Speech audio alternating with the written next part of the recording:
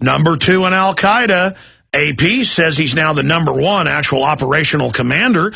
Born in New Mexico, trained in New York, admittedly government protected, hiding out continually at the Pentagon at high-level meetings with the Secretary of the Army. Oh, look, Sky News today. This is up on Infowars.com and PrisonPlanet.com. We'll be definitely getting Steve Watson and Paul Watson to do some reports on this. Because remember Rashid Aswat? He was the head of the 7/7 bombings. And it turned out he was MI6 and was allowed to fly in and out of the country and protected. And when one group of police didn't know that he was government, they had to be advised to leave him alone. Oh, always running well, there's another Al-Qaeda commander. Headline, Al-Qaeda bomber worked for UK intelligence. Excuse me, I was thinking of Alaki working for U.S. intelligence. Al-Qaeda bomber worked for UK intelligence. I'm going to be getting to that. And remember, the underwear bomber worked for Alaki, according to the Pentagon. And on Christmas Day a year and a half ago, he was gotten on the plane by a sharp-dressed man without a passport or anything. And when the State Department got pressured about it, they admitted an unnamed U.S. intelligence agency told us to get him on the plane. That's a pretty good trick there in Amsterdam. Got to bypass the naked body scanners that were already in. Got to get on the plane. And then his little firecracker went off, so all of us get to have the government stick their hands down our pants. Oh, and insider groups get millions of dollars of taxpayer money. Al-Qaeda assassin accused of bombing Christian churches in a luxury hotel in Pakistan was working for British intelligence at the same time, according to leaked files. And it goes on to report that the British government's not denying these leaked files are real. The files were handed to The Guardian and The Telegraph. Also indicate that 35 terrorists held at Guantanamo Bay may have been released by extremist preachers and radicalized by extremist preachers in the UK. Well, yeah, they're British intelligence on record, just like every other major event. Now, this guy's got a long name, but the claim about Adil Haid al-Jazari bin Hamalini is made in secret reports on detainees at the U.S. military Guantanamo Bay prison camp obtained by the whistleblowing website WikiLeaks.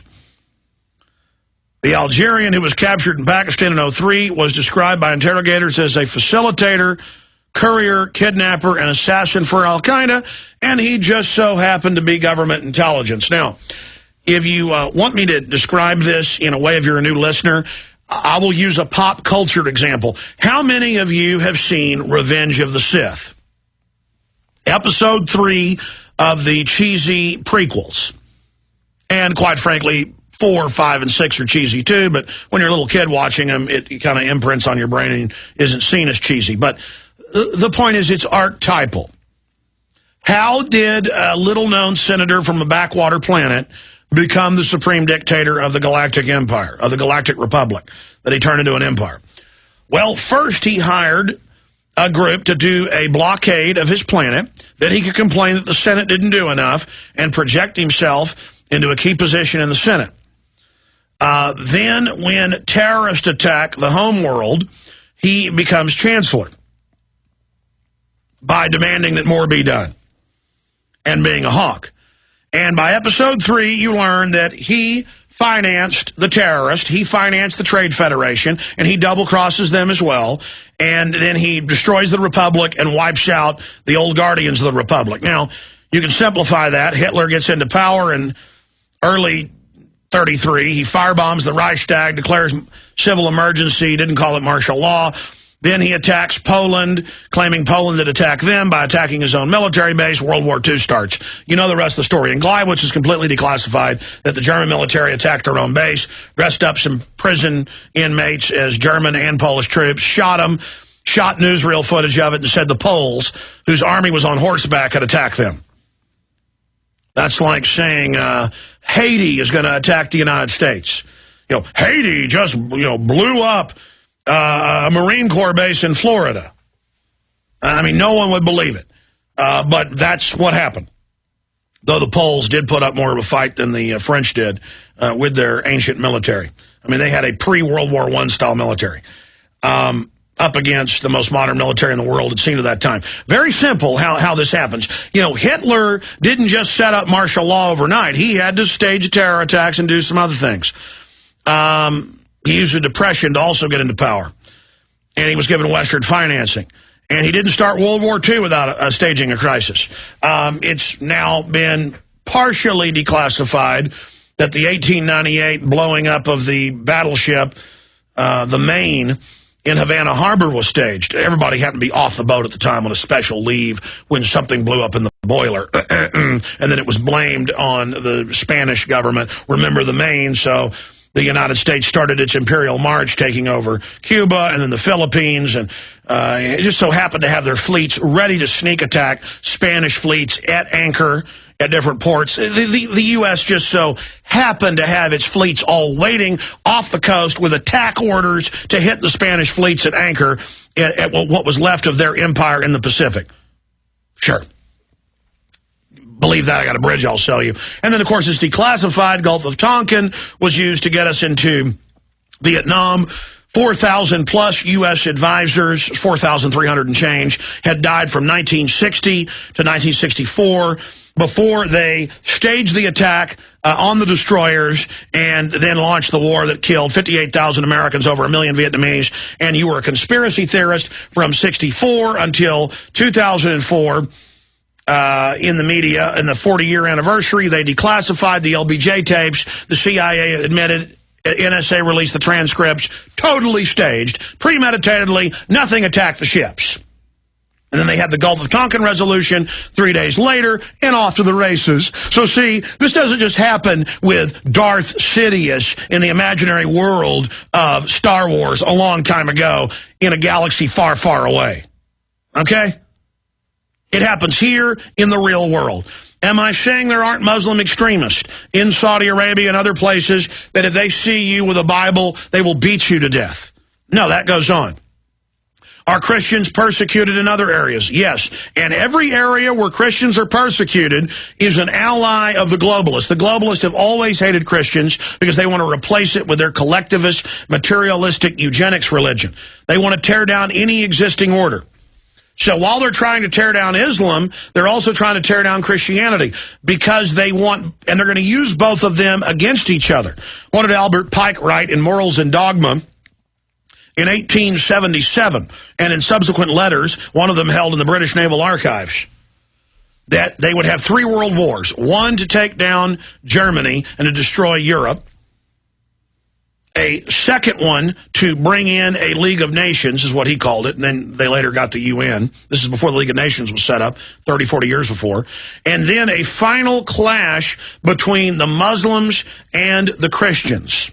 And when they're done with us, they bring in their collectivist world religion after tens of millions die in this next global clash of civilizations. And then you read all the globalist documents, the Club of Rome, the UN, the CFR, the Trilateral Commission, the PNAC documents. They talk about this clash of civilizations. And so they create Al-Qaeda and have them attack the Russians, the Serbs. They have them overthrow Arab governments that are secular, that the globalists don't like. Destabilization is the name of the game. Now, shifting gears, I'm going to skip this network break coming up because this is so important. And stations should not air their ads over this. Just a note, if folks miss it, the full video is up on Infowars.com right now, and we'll put that on screen for PrisonPlanet.tv listeners right now. The article, Secrets of the Royal Wedding Revealed. And some people will ask me, Alex, why are you covering this? Well, why not cover Michael Jackson? Why not cover Lindsay Lohan? Well, you're missing the forest for the trees here, okay? You're missing the boat. By using this hype and this ridiculous sycophantic worship of these hereditary dictators, by coming out with a headline like Secrets of the Royal Wedding Revealed, by coming out and talking about this, we'll get a lot of mainline dumbos who don't know the three branches of government, who probably don't even know who their grandma was, who don't know where their city council meets, who don't know who their governor is, people that only know the baseball scores or how to apply cosmetics to their face or how to tart themselves up, people who are sucked in to this modern brainwashing, they will now learn the rest of the story, or at least find a gateway to the rest of the story. You know, it's now come out that the royal family is having dictators from all over the world, Africa, the Middle East, you name it, hereditary dictators there at the meeting. And that's all over the headlines the last few days. London Guardian, royal wedding guest list includes friends, family, and a few dictators. And it continues, including dictators from Bahrain and others that have been machine gunning their population that dares protest. And in England, you're not allowed to protest the royal wedding anywhere. Slaves get the day off to get free cupcakes at the town squares and worship the European usurper dictators.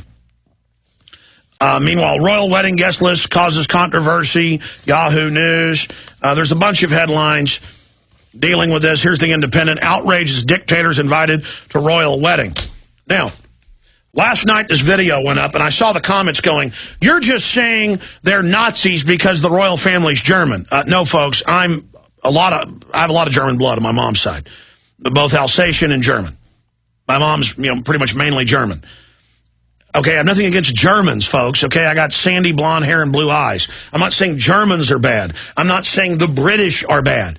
I'm saying that the German royal family house controls the Netherlands, whose wealth is secret and may even eclipse the Queen. The Queen is German. Their name is Saxe-Coburg-Gotha. And they are usurpers of England. And King George III was a German. And King George III was our enemy that we declared independence of. And I make the point that Kim Jong-il's father put him in power in North Korea. Now he's putting his son in power. Pretty soon, why shouldn't they just wear purple flowing robes and crowns and then be worshipped by the little old ladies who have the teacups with the Queen on them, these Anglophiles? And, I mean, a lot of old ladies here in Texas that I've been in houses, they got the Queen of England hanging up. They think it's cute. They're taught it's fun. They're taught it's neat. They're taught that it's a great thing. They're taught that they should love it. And they make it this big event, and oh, no one can wait. It's so great. It's so wonderful. Everybody's got to watch it. Then I see the polls out. Actually, the vast majority of Americans hate it and don't like it. The vast majority of Brits hate it and don't like it. It's only the weakest-minded people. Do you understand that in England, they get billions of pounds a year, billions and billions of dollars converted in taxpayer money? They get welfare allowances for their scores of palaces apiece for gas allotments last winter when the old people had their gas turned off in the coldest winter, the second coldest winter since the 1650s. These are disgusting people. And I also see Canadians in the comments on InfoWars, Prison Planet, and on YouTube saying, how dare you say that the Queen suspended Parliament? It's only a figurehead. I have read and had parliamentary experts on this show, and it doesn't take that. The 20-plus Commonwealths, Australia, Canada, you name it.